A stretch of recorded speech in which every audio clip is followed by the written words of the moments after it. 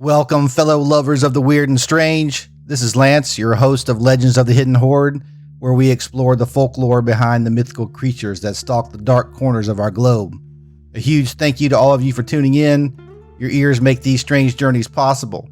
If you enjoy the show, please hit that subscribe button, leave me a quick review, and give me a follow on Facebook, Instagram, Threads, or X.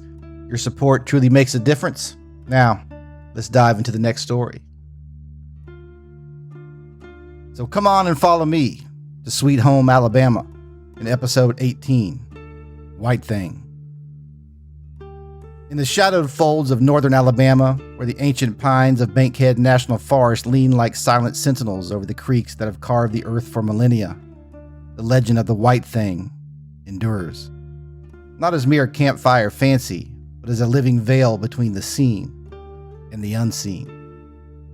These woods lie upon lands once tended by the Muscogee, Cherokee, Choctaw, and Alabama peoples, whose oral traditions spoke with profound reverence of forest spirits, wild guardians, and forces that demanded respect from those who walked among the trees.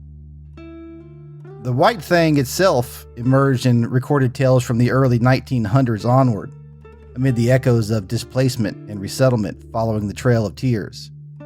Yet its presence feels like an unconscious echo of those deeper indigenous understandings, that the wild places harbor mysteries older than any settler's maps, entities neither holy beast nor holy spirit, best left undisturbed by hubris or intrusion. It's a chilly October night in the 1930s, during the hard, lean years of the Great Depression. A young girl, much like the one whose story would later be recounted by Cortland's own mayor, Linda Peebles, huddles in a dog-trot home beside Big Nance Creek. The slough outside her window exhales a damp, fetid breath, thick with the rot of marsh and mystery. Suddenly, a scream pierces the dark, high-pitched, like a woman in the throes of mortal terror, or a baby abandoned in the night. It is no ordinary cry.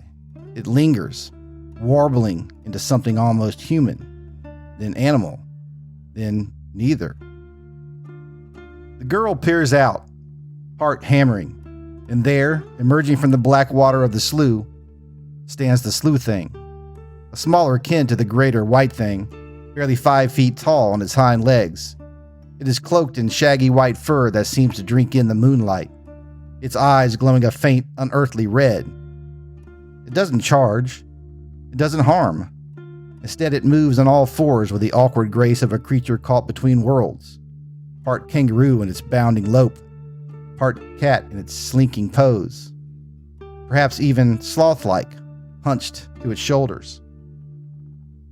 It approaches the home where an elder lies ill, slips beneath the floorboards, and sleeps there through the night, a silent guardian. By dawn, it's gone, leaving only a lingering musk like spoiled fish in wet earth. The man survives. The creature, locals whisper, has not come to take life, but to bear witness at its edge. Decades bleed into one another, and the tales multiply like shadows at dusk. In the broader triangle between Morgan, Etowah, and Jefferson counties, the White Thang proper reveals itself in fuller, more imposing form. Hikers and fishermen speak of a towering figure, 7 to 10 feet when it rears upright on 2 powerful legs. Its body, a mountain of off-white, matted fur that blends ghost-like against the fog-shrouded ridges. Red eyes burn from a face half hidden in shag, and its movements defy the heavy frame. Lightning-fast bursts on all fours, or a silent, upright glide that leaves no trace in the underbrush. The stench precedes it, a choking wave of decay that clings to clothes and memory alike.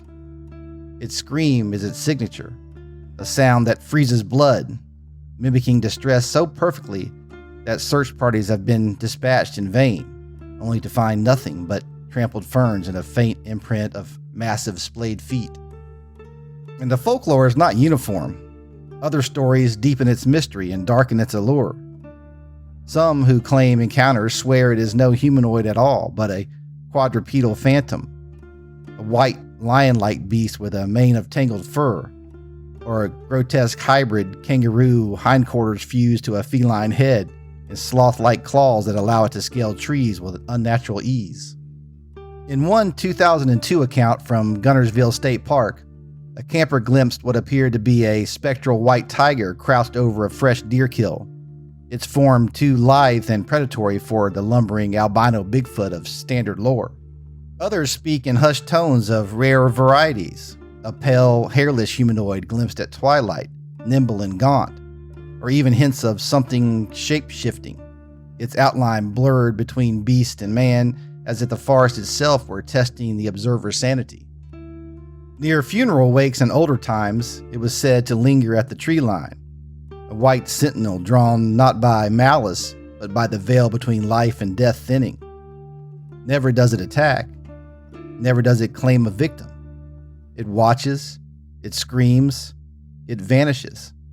And in its wake, the witness is left changed, haunted by the certainty that something ancient and indifferent shares these woods.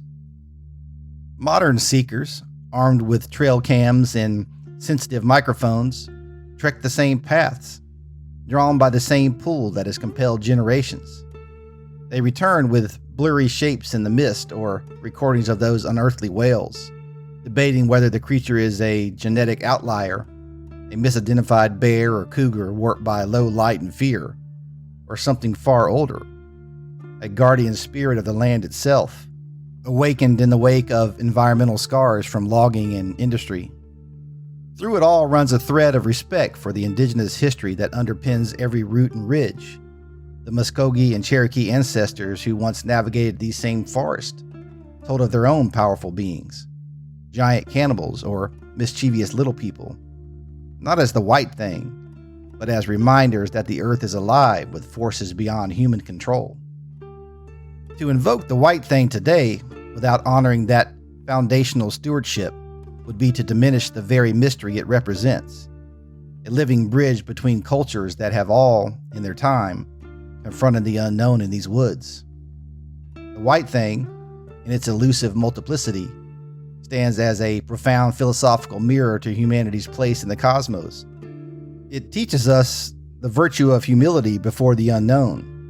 In an age of satellites and genetic sequencing, where we presume to catalog every shadow, this creature reminds us that the wild still harbors secrets that refuse reduction. It whispers lessons of coexistence, not domination, of the land and its stories. We must honor indigenous wisdom not by appropriation, but by protecting the habits and the oral traditions that allow such mysteries to persist. For the future, as climate shifts and sprawl encroach upon the last wild corridors of Alabama, the White Thang's legacy carries urgent implications. These legends may be our final warning to preserve the untamed places where wonder and terror intertwine. Should we fail, we risk not only the creature's vanishing, but the extinction of the awe that binds us to something greater than ourselves. A world where the White Thang in all its forms continues to remind us that we are guests, not owners, in the great unfolding story of existence. Thank you so much for listening. I hope you enjoyed the story. If you did, hit that subscribe button on your favorite podcast app. Drop me a follow on social media. And until next time, keep your eyes open. You never know what might be lurking in the shadows.